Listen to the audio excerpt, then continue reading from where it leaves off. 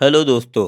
आज हम बात करने वाले हैं आने वाले कल में कौन कौन से स्टॉक्स हैं जिनमें हमें तेज़ी देखने को मिल सकती है। तो सबसे पहले हम बात कर लेते हैं आज का बाजार कैसा रहा। अगर मैं बात करूं निफ्टी की, तो निफ्टी जो है 25,733.50 पर आकर क्लोज हो गया, यानी कि 0.19% के आसपास आकर क्लोज हो गया। बहुत ज़्यादा हमें तेज़ी देखने को नहीं मिली। अब बात करते हैं सेंसेक्स की, तो सेंसेक्स भी वहीं 0.09% के आसपास आकर क्लोज हो गया। अब बात करते हैं अडानी ग्रीन एनर्जी की, इसमें हमें 2% के आसपास, 2 से 3% के आसपास उछाल देखने को मिला है। और आईसीआईसीआई बैंक की बात करूँ तो 1.35% जो है उसमें बढ़त हमें देखने को मिली है। बात करूँ अगर मैं अडानी पोर्ट्स की, तो अडानी पोर्ट्स 2.42% के आसपास आकर क्लोज हुआ है। सबसे ज़्यादा जो हमें बढ़त देखने को मिली है वो मिली है ऑयल सेक्टर में, oil and natural gas corporation limited.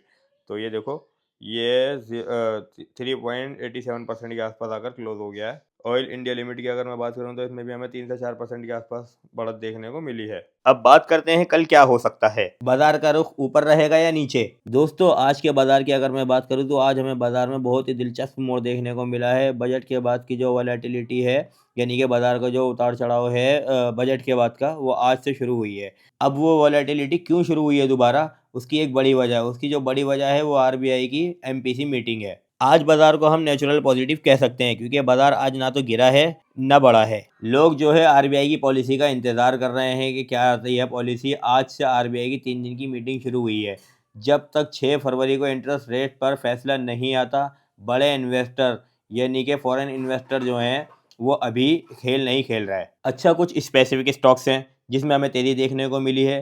भाई वो क्यों मिली है, क्योंकि Q3 रिजल्ट आ रहे हैं, जिसकी वजह से कुछ स्पेसिफिक स्टॉक्स जो हैं उसमें हमें तेजी देखने को मिली है। यूएस मार्केट से भी हमें मिले जुले संकेत कुछ देखने को मिल रहे हैं, जिसका असर सीधा इंडियन आईटी स्टॉक पर पड़ रहा है। इस वजह से हमें आईटी स्टॉक में 8% के आसपास गिरावट देखने को मिली। आईसीआईसीआई बैंक और एसबीआई में आज अच्छी खरीदारी देखी गई, क्योंकि लोगों को उम्मीद है आरबीआई रेट नहीं बढ़ाएगा। ऑटो सेक्टर की अगर मैं बात करूं तो टाटा मोटर्स और महिंद्रा में उछाल रहा। महिंद्रा में उछाल इसलिए रहा क्योंकि इंडोनेशिया ने महिंद्रा को 35,000 स्कॉर्पियो का ऑर्डर दिया है, तो ये एक बड़ी डील है, इसीलिए महिंद्रा में हमें उछाल देखने को मिला। इंफ्रा स्टॉक्स की अगर मैं बात करूं तो बजट के असर से एलटी और सीमेंट स्टॉक्स जैसे अंबुजा अल्ट्राटेक अभी भी चमक रहे हैं। अब बात करते हैं आने वाले दिनों के कुछ जैकपॉट स्टॉक्स की, जिसमें नंबर 1 पर है आईसीआईसीआई बैंक। बजट के बाद बैंकिंग सेक्टर का सबसे फेवरेट स्टॉक यही है। और नंबर 2 पर है एपीएल अपोलो ट्यूब्स।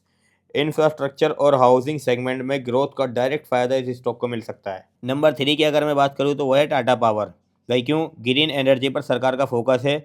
इस फोकस से ये स्टॉक कम से कम आने वाले दिनों में 15 से 20% तक उछाल दिखा सकता है। अगर मैं बात करूँ नंबर 4 की, तो वह है रिलायंस इंडस्ट्रीज।